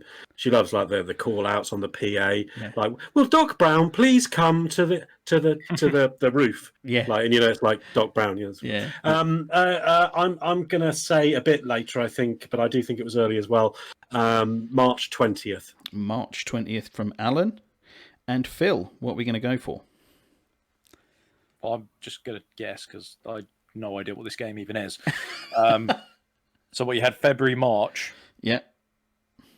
Well, I'm going to go the 20th of April. April 20th from Phil. And I can tell you, it came out on February the 25th. So that's another point for Ratley. Nice. Fantastic, mate. So, right, at the end of that round, we have Phil on 3 points, Ratley on 2 points, and Alan on 1 point. But we still have 2 more rounds to go. So it's not over. Now, the second round is called Before or After. And that kind of carries on from that last question. So as we said, 2 Point Hospital came out last year on February the 25th. So my next question is, Phantasy Star Online 2, did it come out before or after 2 Point Hospital in 2020? That's the question. So I'm going to go round to Alan first. Question to ask the ladies: before or after? Yeah. Moving swiftly on before I get hate mail. Right. So I'm going to say, and these are all released in 2020. The games I'm going to go through here. Okay. I'm going to say before. So before for Alan. Okie dokie. Round to Phil. Fantasy Star Online. Before or after the 25th of Feb? 2 Point Hospital. So I was quite excited by the prospect of this game because Fantasy Star Online 2 was a game I wanted to play for about 7 years. And originally, I'm sure it was like 2010 or something like that. Sorry, let me preface this. These are all on the Xbox. My apologies, I didn't say that. These are all Xbox releases. About to say, that's Oh, because it's now on the Xbox. It's coming out in 2010, but now it's been delayed to 2020. I wanted to make sure I got it right. I bet I have no bugs. Crap. Oh yeah, because I'm sure. Okay, 2020. Oh, it must be. And what date was the hospital game on again? February 25th. I'm going to go after. So an after I think from it was Phil. later than February. I think And it was middle of the Ratley, year. what are you going to go for? Before or after the 25th of Feb? Before. Before. All right, I can tell you that Phantasy Star Online 2 came out on the 15th of April. So it was after. So that's a point for Phil. Well done, mate. Dick nibbit. I was quite excited about the prospect, and then I played it and was quite disappointed, to be honest with you, and stopped playing Right. it. But I am now pretty-excited for the new one coming out, where they rejazz the whole thing. I think it was called New Genesis. Yeah, that's it. Yeah. Yeah. Yeah, we'll have to see very what it's like. jazzy. It looks It's very always Monster nice Hunter-y. that they're always bringing out new content for you to be disappointed about. Phil. Nah, this looks like space-based Monster Hunter. So I'm Monster quite Hunter. excited to cross. Monta Hunter. Monster Okay. Hunter. Monster. Next question. So we have the next game, which is Disintegration. Did that come out before or after Phantasy Star Online 2? So we go round to Phil first. Disintegration. Do you remember that game? The one with the like hoverbike things. Yeah, that's it. Made by Marcus Leto, who was part of the original Halo team, Bungie team. And this was released in 2020 again, yeah? 2020. All 2020 games, all Xbox. I think before. So you're going to say before for Disintegration? And Ratley, Yeah. what do we think? Before or after the 15th I am of going to April? go after. So after from Ratley and round to Alan. Before I have or after? absolutely no idea, but purely because I'm determined to get the lowest score possible this week, I'm going to go the opposite of Phil and say after. After. Okay, so I can tell you Disintegration came out on the 16th of June. So it was after. Oh, damn it! I got some points.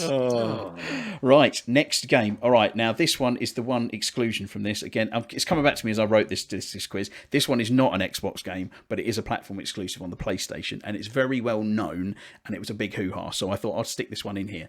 So this one was The Last of Us Part 2. So did this come out before or after Disintegration? And that is Ratley first. So When was Disintegration? Was the 16th of June.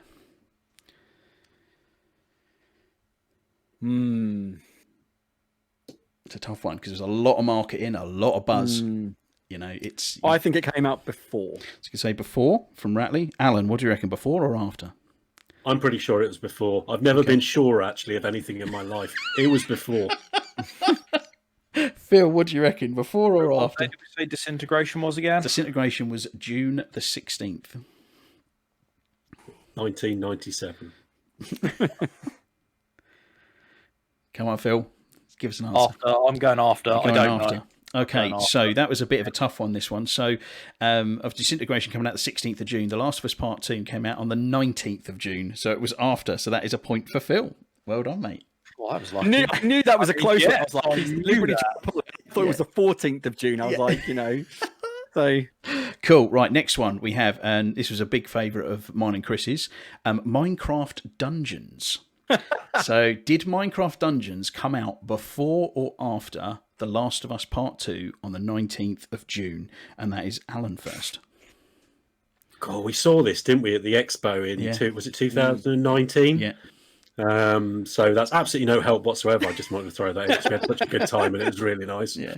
But it doesn't help me in any way. I'm gonna go for Before from Alan. Sounds really sure there. And then round to Phil. Before or after? Before or after the 19th I'm of going to June. confidently say it's before. Okie dokie. Fantastic. Even though I don't sound confident, I'm confident. And Ratley, what do you reckon? Before or after? oh, Is he going to stick with a pack or is he going to buck the trend? I'm going to buck the trend. Let's go after. It's going to go after. So I can tell you Minecraft Dungeons came out on the 26th of May. So it was before. So that's a point to Alan and a point Good work, to Alan. I'd fist bump you visually.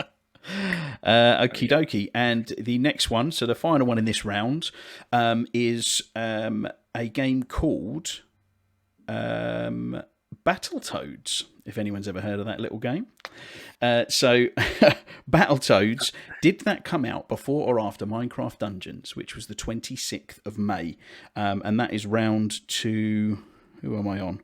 Who did I ask last time? Let's Phil first.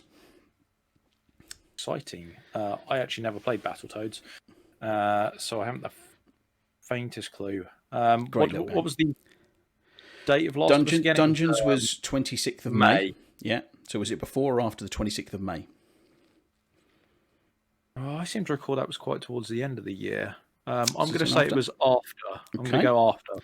And Ratley, what do we think? I agree wholeheartedly. I believe it's after. Okay. And Alan, are you going to And stay? another one we saw at the expo in which you posted a picture That's it. recently on the Twitter channel with you getting kicked in the head by one of those fantastic figures. I've There was actually got also a one of picture. me. Yeah, I've got a picture of me you and getting Jules. kicked. Yeah. But with my gut hanging out, that's not a picture we want circulated around the whole world. Thank you very much.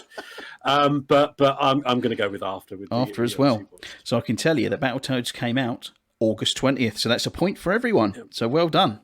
Brilliant stuff. There we go. United front for the final before or after. Sorry?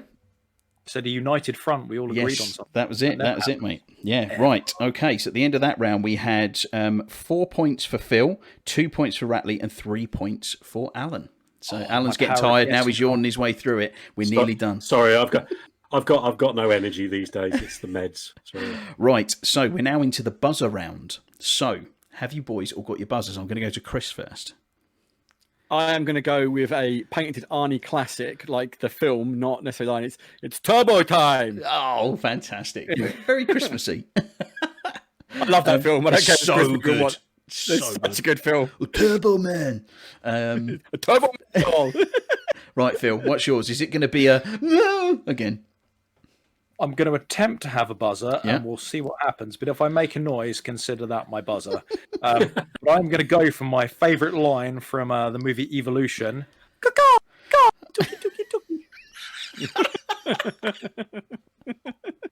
Awesome stuff. Right, and Alan, what's your buzzer? I'm gonna go with Umis. Oomies. Oomies, Love it. One of the Quality, ones. Alan. Right, okay. So question number 1 in the buzzer round. Who left the coalition to oversee Diablo in February last year? It's Turbo Time. Chris. It's Rod Ferguson. It most certainly was Rod Ferguson. I knew you'd get that one. That's pretty big news. So, On it like a car bonnet. yeah. Question number 2. Who is the co-founder and lead writer? Who is the co-founder and lead writer of Rockstar Games who left the company in March last year? It's pretty big news. He'd be there from the start of Rockstar Games. A big name in the industry. I've got a lot of blank faces here. Faces rather than flaces. I remember reading the article. I'm just really struggling to remember the guy's name. Couldn't tell you the name. Umis. Go on, Alan. I got no idea. I just wanted to hear my buzzer again. Okay, go on then, Phil. Thanks. Oh, I did. Okay, it was. I've got it. It was Dan Houser was his It name, was wasn't most certainly Dan Houser. Oh, sorry. We pulled that out of the ether. Nice work, sir. I Nice kept work. thinking Hauser, and then I kept thinking Total Recall. Yeah. Amazing. Because that's how my brain works. Nice. See Good you at the stuff. party, Richter. Yeah. Right. Next question. Question number 3. Pac-Man celebrated a big anniversary last year, but how many years was it? It's Turbo Time. Go for it. Is it 40 years? It was 40 years, Chris. Yes, mate. Absolutely bang on the I'm nose. older than Pac-Man. Yeah. Nice. Brilliant. So you are a relic, Alan. You predate Pac-Man. Yeah. Dan Allen predate Pac-Man, to be fair. Right. We can get a special edition version of you. I am the special edition. What are you talking about? He I comes meant with like a a special big box box and everything. version. Yeah. I come with extra features, Interchangeable. interchangeable outfits. Multiple Headset. headsets. Headphone accessory this week. Oh, That's anyway. enough, Alan. Yeah. Question number 4. So, we have 2 prominent names in BioWare left the studio last year. What were their names? And you get a point for each of them. It's Turbo Time. Chris. I know one of them, which is Casey Hudson. Yes. Um, Anyone else want to buzz in for the second one? yeah, I can't get the second one. Yeah. I really need to keep more abreast of gaming news. I'm not doing very well here. It was Mark Dara. He was the other one. He was... Oh, No, he didn't know. Yeah, I didn't know. I thought it was a Mark, but I couldn't have given you a surname That's ever fair in a enough, that's million fair years. yes, that's what I thought. Yeah. I think I was he a Mark or a David. You know, I think he was the director of Yeah. Dragon Age, I believe. Oh yeah. So, right. And number 5. Question number 5. What month was the online Gamescom event held in 2020? Oomies! Alan. I've got nothing to lose at this point. I'm going to go with August. It was August. Bang on the nose, my friend. Oh, nice. Good work, Al. Good work. Oomies. Fantastic. Right. Oomies! So we have here, let me count the scores up. For Ratley, we have 1, 2, 3, 4, 5, 6, 7 points for Ratley. We have 1, 2, 3, 4, 5 points for Alan. And then we have 1, 2, 3, 4, 5, 6, 7, 8 points for Phil. So Phil is this week's winner. Yes. Well Nice. done. Well Awesome. done, The Phil. game is on point, and Total Recall might have saved my bacon there as well. Otherwise, I'd have had to face off again. Fantastic. Lost again. That's brilliant. So I think, Phil, that actually puts you in the lead with 4 wins now for the year. So all this please, moan about dear always God, losing. let's just hope he stops whining about losing then. He won't, because he had like Never going to happen. So So that means I can take it easy and not stress about trying to win. was that a bit easier than last week? Was that a bit more fun? Roger. No, Thank it you. really wasn't. But I'm just happy to be alive, quite frankly. So Great stuff. I love Cool. it when Craig does quizzes like this because all I've got to do is guess higher or lower and the next nearest date. It's like playing pontoon with a pack of cards. Brilliant. Kind of thing that doesn't Much less get my brain stressed. Cool. Right. So what I'm going to do then, I'm going to knock that on the head there for our rather chunky episode, which is probably going to come in at about an hour and 40, and we only ever talked about one proper news story. So a bit of a difference. Reviewing, which be was fair. very chunky as well. Yeah, And very good. Thank you, Alan. Really was. appreciate that. It was great. So yeah, really, that just it's a goodbye from me. It's a bye from Ratley. Goodbye. It's a bye from Alan, it's been a pleasure. Don't change for anyone. and it's a bye from Phil. So long. Bye bye everyone. Bye bye. Bye bye. Oh. Bye.